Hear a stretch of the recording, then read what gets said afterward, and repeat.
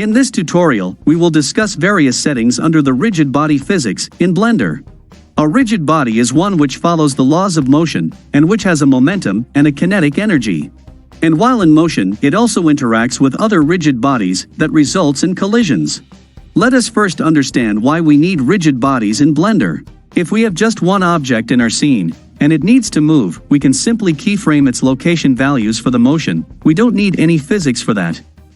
But if we have another object here, say this cube moves to this location, and as it moves, naturally it hits this sphere, we have a little more complex situation.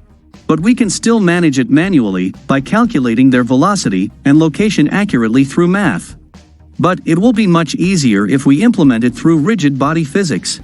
And if we have more than two such objects, then it becomes almost impossible to calculate all the forces and the resulting velocities accurately at all frame numbers. For this reason, we apply rigid body physics in such cases where two or more objects are colliding with each other. So let us start with a blank new file. We will enable the rigid body physics for this cube and test its behavior under various conditions. Let us move it up a little bit to give it some initial height, like this. While the cube is selected, please go to the Physics tab and enable the rigid body properties.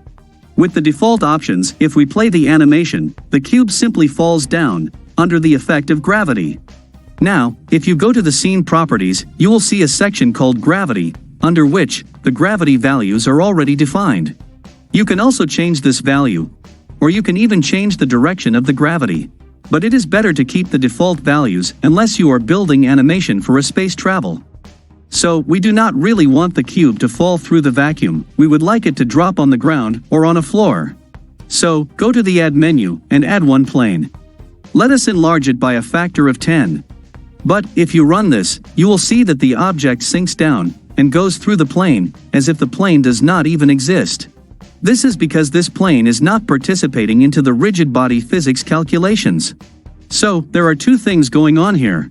One is the basic animation, which we define and keyframe in the object properties. Blender calculates the simple animation based on these values. And then we have the rigid body physics, which also deals with the location or rotation of an object. What we finally see is a combined result of these two movements. But this plane is not yet enabled for rigid body physics, so it does not take part in the calculation for any rigid body movement. As a result, the cube goes through it, it does not encounter an obstacle here. The solution is simple. Let us just enable the rigid body physics also for the plane. But with this, if we run the animation, both the objects will fall due to gravity. But we want this plane to stay here, not fall like the cube, under the gravitational pull. It should be stationary so that the cube can fall on it and then stop. For that, we have to change its type here from active to passive. Now the plane will take part in the rigid body physics, but it won't make any movement, it will only result into collisions with other rigid bodies. But our cube will move, because we can see that it is of active type. So, it falls due to gravity. And the plane is passive, so it stays standstill. The cube will now come down and hit the ground, and it will finally remain there. This is exactly what we wanted to achieve in this small example. For an active body, we have two options here. We already talked about two types of animations in Blender. This dynamic option enables an object to follow all the rigid body physics. And the animated option, on the other hand, moves the object following its ordinary location and rotation values, ignoring the physics part. Now, there is a difference between this dynamic parameter and this type parameter. This is a static property. Once you define an object as active or passive, it remains like that for the entire animation. But you can change this property from frame to frame, and you can keyframe it. So if you want an object to participate in rigid body physics only from a particular frame number to another frame number, you can enable and disable the dynamic property, just for that frame range. And instead of this, if you turn on the animated property, the object will purely move based on the location and rotation values, and the keyframes here, it won't follow any rigid body property at all. And if you turn on both of them, Blender will give preference to this animation, so the object will move as per its location and rotation values, ignoring the physics settings. So this default animation must be turned off if we want the object to follow any rigid body movement. Let's take an example. Let us say, we want the cube to initially move in this direction and then fall on the ground. So, at frame number 1, we will go to the object properties and insert a keyframe for the current X value. Then let's go to frame number 20, and here we want it to move in this direction, maybe by 2 units. And we will keyframe it. Now if we run the animation from the beginning, we will see that the cube moved here and stayed right there, it did not fall. So it did not follow any rigid body physics. That is because we have enabled this animated property, so it is overriding any physics of the rigid body. If we want it to fall under gravity, go to the first frame. And while this animated property is enabled, please keyframe it. Then go to the next keyframe, which is our frame number 20. Deselect the animated option and insert a keyframe for this. If we then run it, the cube will move here, and then it will fall down on the floor. But if you check minutely, the cube falls down almost in a straight line, no movement in the X direction. So, let us say we want it to move in both the directions together, which is more realistic, like a rainfall in the wind, in an angular fashion. But it moves straight down. That is because it comes to a complete stop at this position, at frame 20. We have to give it some velocity in the X direction, then it will fall in a curved path. So, let us go to the object properties. And few frames down the line, say at frame number 40, we have to further increase the X location value to say 5. And also keyframe it. This change won't be visible because from frame number 20 onward, it is only going by the rigid body physics. But at this position, the velocity won't be 0 anymore. Blender will take this into account to calculate the velocity at frame number 20. It will find another keyframe after this, so when it calculates the velocity, it won't be 0 at frame number 20, although rest of its motion is ignored. So we can see that the cube is now falling along a curved line, with some displacement this time in X dimension, like a projectile in physics. So this way we can connect the rigid body animation with the normal translation or rotary motions. Next, we have this shape field, where Convex Hull is selected by default. This shape is relevant when a collision takes place. The shape is used to calculate object boundaries in a collision. For a simple case like this, the default Convex Hull option is good, but you can change it if there are complex objects or too many objects in a scene. For example, if you have one object with many children attached to it, you can select the compound parent option here. Blender will consider the entire set as one single rigid body in its calculation for the boundaries. If you have a rigid body object, like this cube, which got too many subdivisions, or some shape modifiers, like a bevel modifier added to it, the resulting geometry may be too complex for an accurate physics, and it may not be even needed. You don't need these much details to create a good collision. In such a case, you can simply choose this box option in the shape field. Blender will now consider the enclosing box for all the mathematics of collision for this object. It may not be very accurate, but it is generally good enough. And since it makes the calculation easier, it can result into 90% reduction in the baking time, which is a good trade-off. And if you have an object like this, which is almost similar to a sphere, but with many subdivisions and many vertices, you can simplify it by selecting the sphere option in the shape field. It won't remove the subdivisions, but it will use this enclosing sphere for the rigid body physics.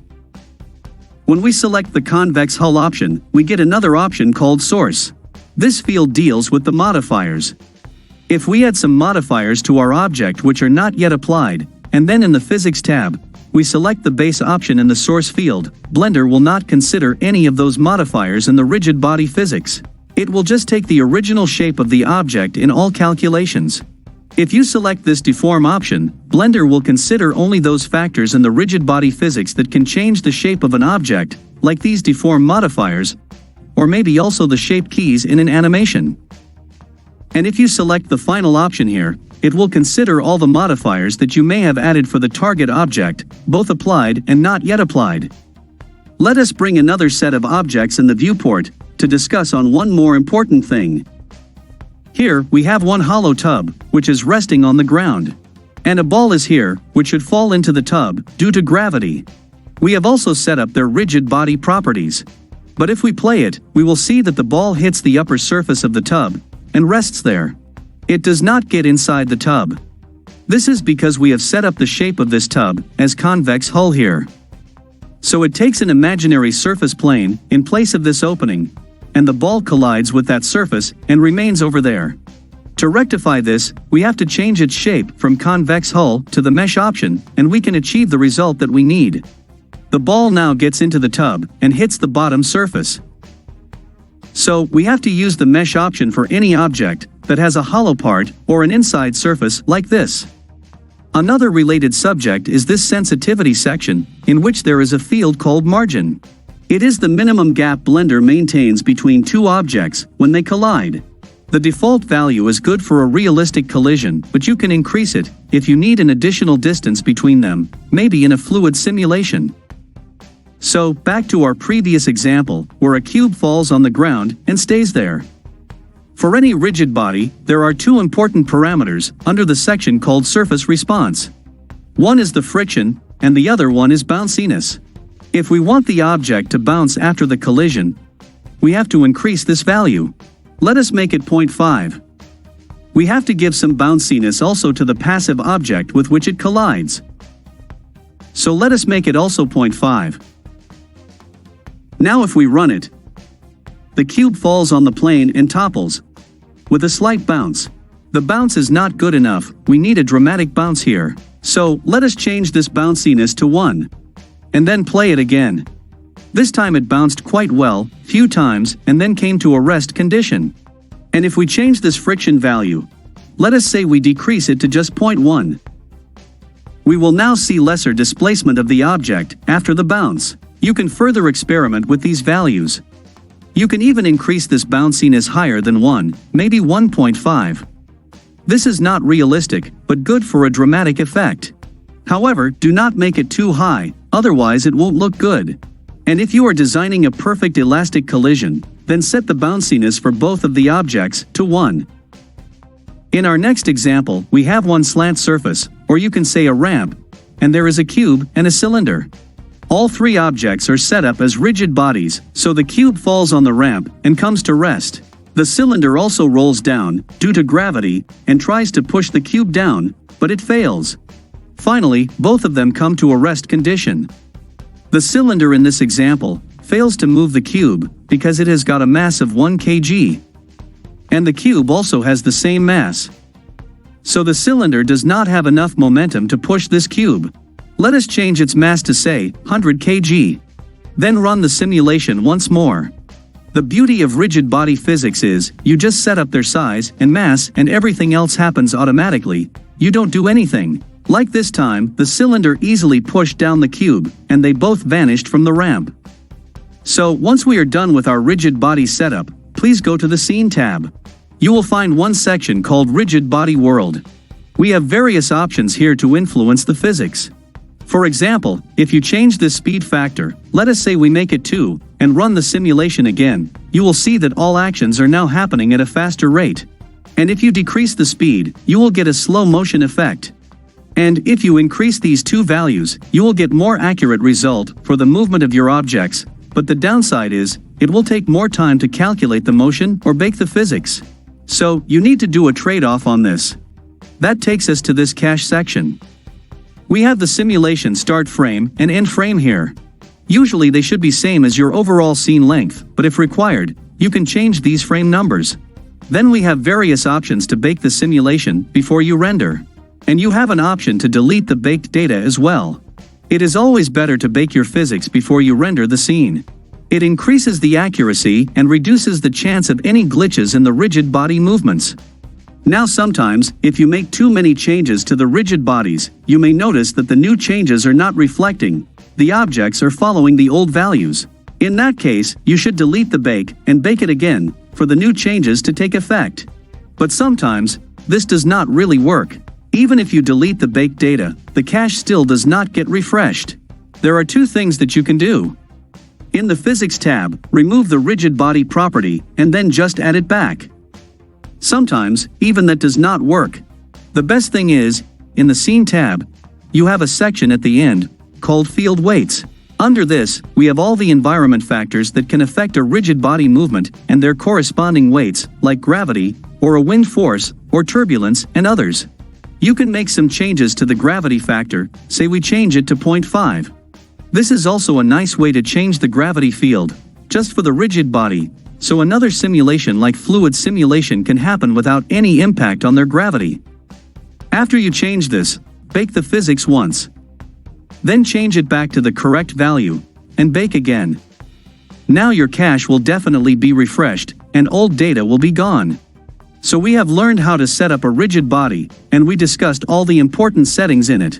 Next time, we will discuss some more complex examples of rigid body movements, and we will also cover a whole new concept called rigid body constraints. I hope you like this tutorial. Thanks for watching, and don't forget to subscribe to this channel.